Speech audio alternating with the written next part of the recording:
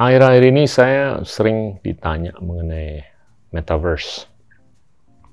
Pada intinya metaverse itu adalah bagaimana kita bisa masuk ke internet dan melakukan aktivitas apapun yang kita bisa lakukan di dunia yang real. Dan ini tentunya menarik sekali karena kita bisa melakukan aktivitas ekonomi, sosial, budaya, politik, geopolitik, apapun lah. Dan ini adalah virtualisasi yang semakin canggih. Dan bahkan kalau kita mau tarik lebih jauh lagi, ini bisa diwujudkan dalam konteks avatar.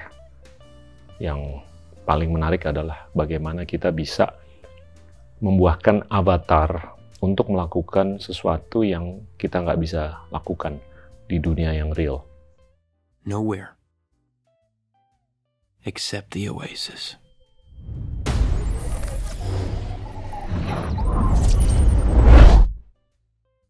A whole virtual universe. Because of all the things they can be. Can you feel this? Yeah. Contohnya, beberapa ahli fisika atau astrofisika itu sudah memprediksi di kemudian hari itu kita bisa mendownload neuron kita. Sehingga neuron kita itu bisa diproyeksikan ke planet Mars lewat sinar laser.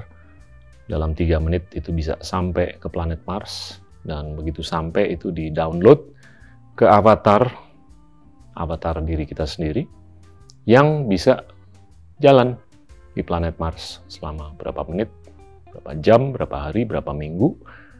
Terus begitu selesai, avatar itu di-upload lagi dan dikirim balik lewat sinar laser.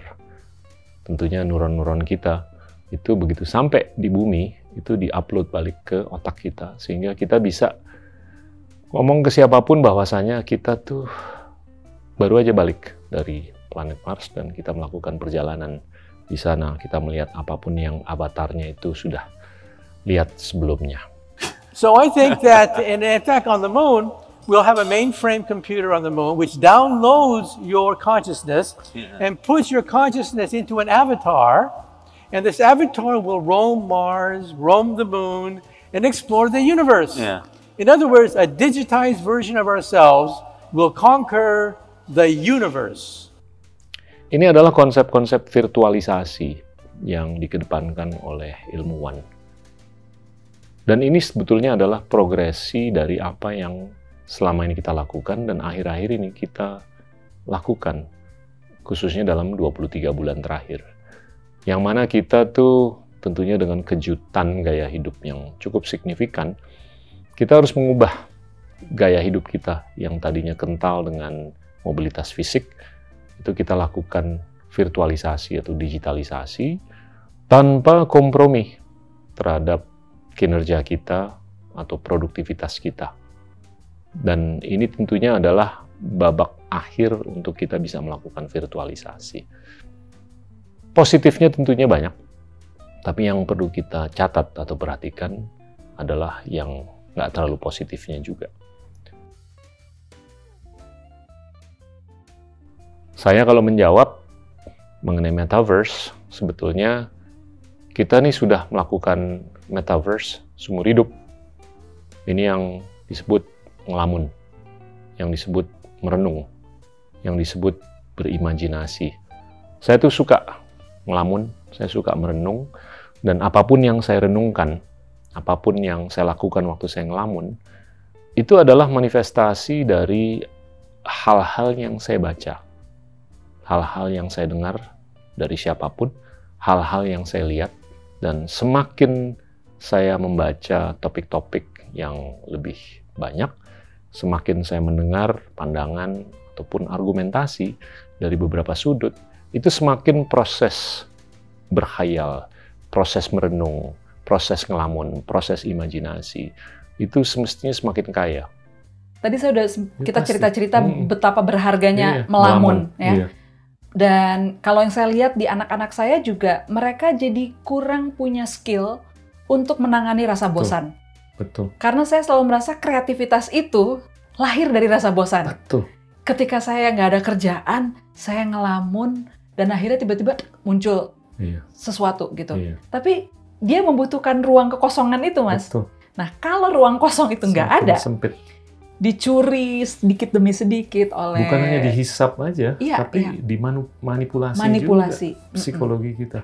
Iya, itu satu isu Nah, episode yang turunan beda lagi tuh. kan Iya. gitu. Bagaimana dalam informasi yang mencuri atensi kita setiap hari ini, ada beberapa informasi yang bahkan punya kekuatan Iya. untuk memanipulasi gitu.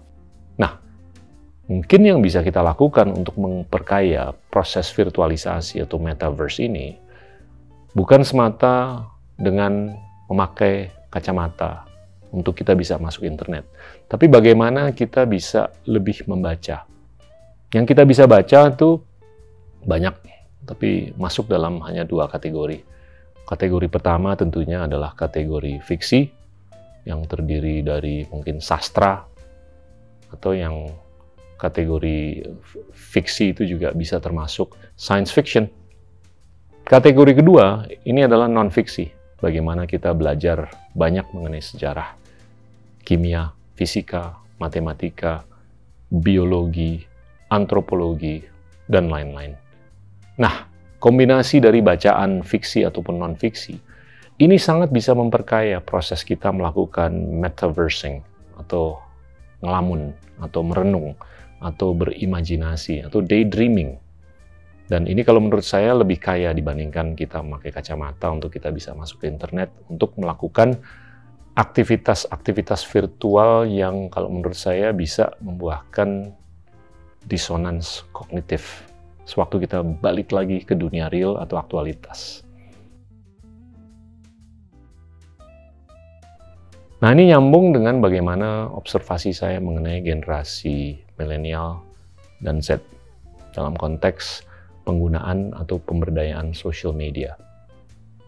Mereka itu menggunakan social media itu lebih untuk berkomunikasi atau mendapatkan informasi atau memberikan informasi mengenai diri mereka sendiri, mengenai zaman terkini. Dikit sekali untuk mereka bisa menggunakan social media untuk bisa berkomunikasi atau mendapatkan informasi dari generasi sebelumnya. Nah, ini yang seringkali disebut sejarah. Penting sekali, karena kalau saya perhatiin, jumlah manusia yang hidup di planet bumi ini kurang lebih 7,8 miliar, tapi jumlah manusia yang sudah hidup sebelum kita dan sudah meninggal sebelum kita, itu kurang lebih 108 miliar. Ini merupakan keniscayaan bahwasanya kita tuh sangat bisa belajar dari generasi pendahulu kita. Karena tentunya dengan 108 miliar manusia yang secara kumulatif pernah hidup dan sudah meninggal dunia, itu pengetahuan mereka, wisdom mereka, kebijaksanaan mereka itu banyak sekali. Dan kita sangat bisa belajar dari mereka. Jadinya penting untuk kita itu tidak menderita dari amnesia historis. Penting untuk kita bisa belajar dari pengalaman orang-orang atau generasi yang hidup sebelum kita. Yang kedua, tentunya adalah bagaimana generasi muda sekarang ini bisa meningkatkan imunitas kognitifnya. Kita melihat adanya kecenderungan bahwasanya akhir-akhir ini manusia itu semakin kehilangan cognitive immunity, kapasitas kita untuk bisa membedakan fakta dan dari fiksi. Ini nyata sekali bahwasanya kita atau orang-orang di sekitar kita itu begitu gampangnya menerima hoax dan begitu gampangnya meng-forward ke teman-teman tanpa dilakukannya penyaringan. Dan kita harus menyadari bahwasanya di platform social media, penggunanya itu antara 2-3 miliar. Itu sangat tidak tereditorialisasi. Sedangkan sirkulasi untuk publikasi konvensional, yang mungkin pembacanya itu nggak lebih dari 400-500 ribu, itu ada pemretnya, ada proses editorialnya. Nah, ini yang membuahkan mungkin fenomena yang mana banyak sekali di kalangan kita, khususnya yang muda, itu kurang kapasitas atau imunitas kognitifnya untuk bisa membedakan fakta dari fiksi. Ini termanifestasi dalam banyak hal. Salah satunya adalah film yang baru-baru aja muncul, Don't Look Up, yang mana beberapa ilmuwan itu sudah menegaskan bahwasanya ada sesuatu yang akan terjadi dengan planet bumi yang kurang berkenan.